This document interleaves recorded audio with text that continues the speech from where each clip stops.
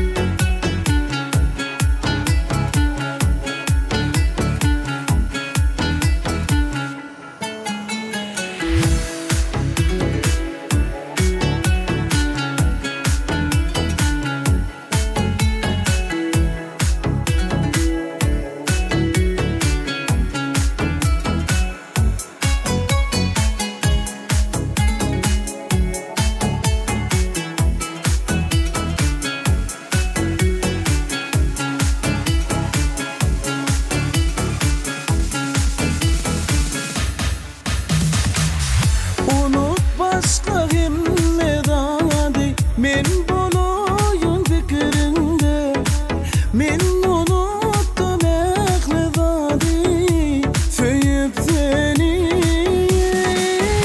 Eretseyilim asmanla yıldızlar kılgırıp başayıp, ayırdım dertlerimi kalbimden söyüp seni.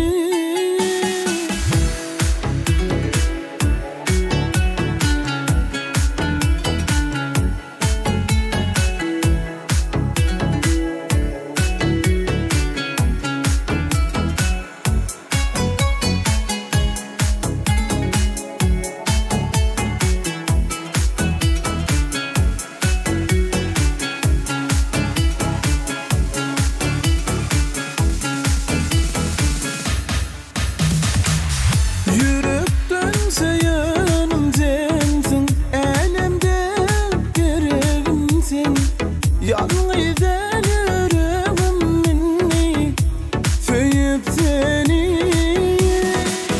Tereddütüm asmanla yıldızlar kılgırıp başayıp, ayırdım dertlerimi kalbimden söyüp seni.